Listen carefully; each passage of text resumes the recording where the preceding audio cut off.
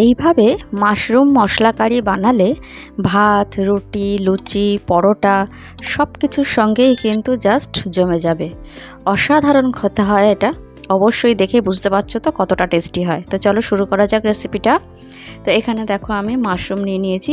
এই মাশরুমটা একটু বড় বড় সাইজের, তো সেই জন্য আমি 3টে নিয়েছি। তো দেখিয়ে দিচ্ছি তোমাদেরকে, সাইজটা বেশ বড় বড় সাইজ, দেখতেও খুব সুন্দর, একদম সাদা ধবধবে পরিষ্কার। আর আমি খুব ভালো করে জলে ধুয়ে পরিষ্কার করে নিয়েছি। নিয়ে তারপর টিস্যু পেপার দিয়ে খুব ভালো করে মুছে শুকিয়ে নিয়েছি। তারপরে দেখো একটা আমি কেটে নিয়েছি, আমার যেভাবে কাটার দরকার সেভাবে একটা কেটে নিয়েছি। আর বাকিটা একটা দেখো তোমাদেরকে কেটে দেখিয়ে দিচ্ছি কিভাবে কাটছি।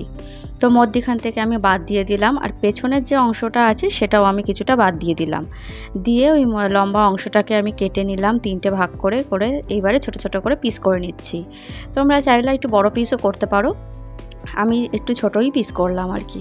তো এইভাবেই আমি কেটে নেবো এগুলো। তো দেখো লম্বা জায়গাটা পুরোটাই আমার কাটা হয়ে গেছে। এইবারে গোল যে অংশটা এটাকেও কেটে নেবো, মধ্যখান দিয়ে একটা ভাগ করে দিলাম।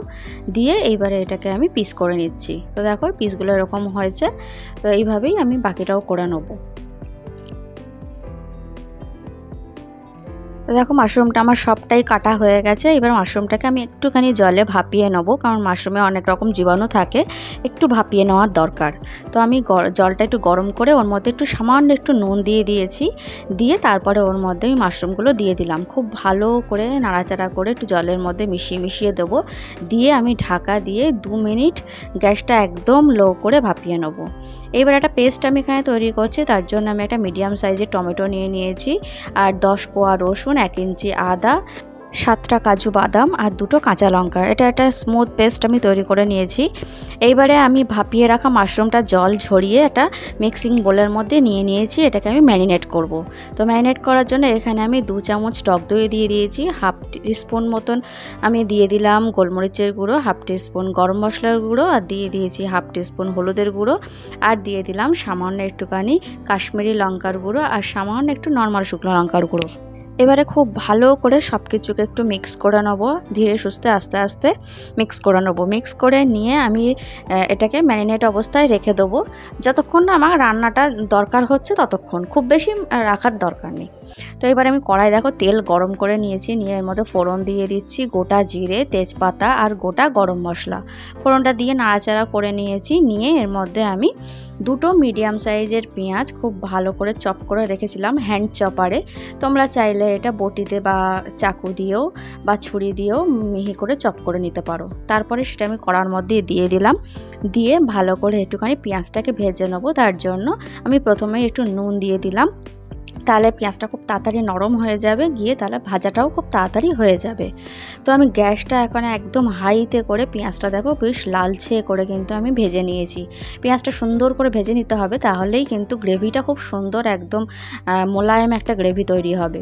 তো সেই জন্যই আর কি। তো পেঁয়াজটা ভাজা হয়ে গেছে। তারপরে আমার যে পেস্টটা তৈরি করে রেখে দিয়েছিলাম সেই পেস্টটা দিয়ে দিলাম। তো পেস্টটা দিয়ে এবারে খুব ভালো করে আমি মশলাটাকে কষাবো। গ্যাসটা লো টু মিডিয়াম রেখে এখন করতে হবে, যেই তোমাদের কাজু পেস্ট রয়েছে, নাহলে নিচের দিকে লেগে যাবে, সেই জন্য।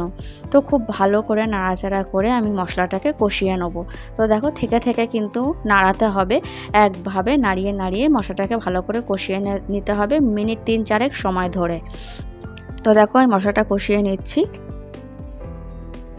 তো মশলাটা কষাতে কষাতে দেখো সাইড দিয়ে হালকা হালকা তেল ছেড়েছে, কিন্তু তেল তো খুব বেশি নেই, এই জন্য হালকা হালকাই তেল ছেড়েছে। এইবারে আমি মিক্সির বাটি দেওয়া জল একটু দিয়ে দিলাম, তার কারণ গুঁড়ো মশলাগুলো দেবো। গুঁড়ো মশলার মধ্যে দিলাম 1 টিস্পুন হলুদের গুঁড়ো, 1 টিস্পুন নর্মাল শুকনো লঙ্কার গুঁড়ো, 1 টিস্পুন কাশ্মীরি লঙ্কার গুঁড়ো, 1 টিস্পুন জিরের গুঁড়ো, 1 টিস্পুন ধনের গুঁড়ো।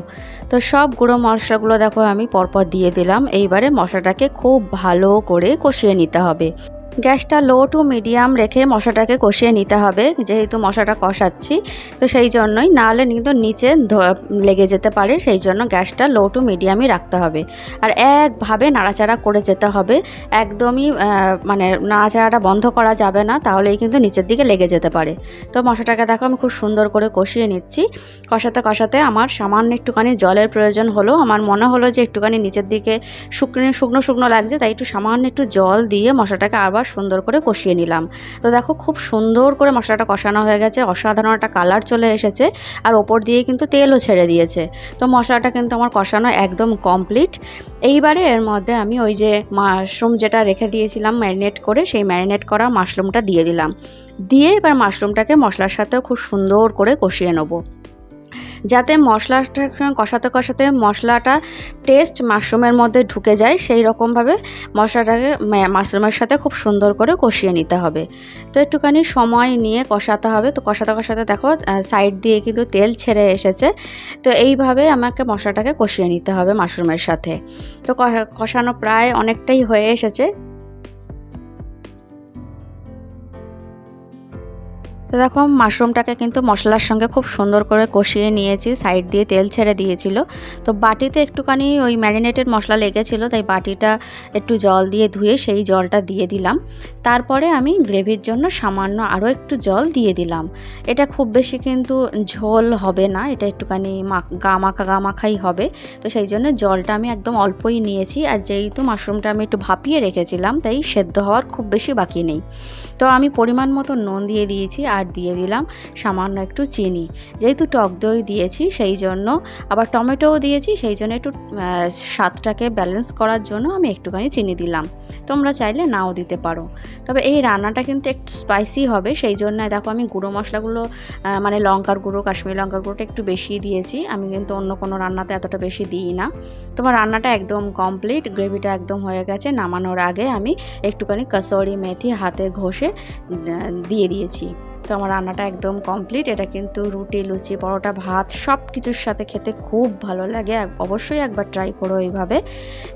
ভিডিওটা যদি ভালো লাগে লাইক করে দিও, আমার চ্যানেলটা সাবস্ক্রাইব করে দিও। তাহলে আজকের মতন টাটা, দেখা হবে আবার নেক্সট ভিডিওতে।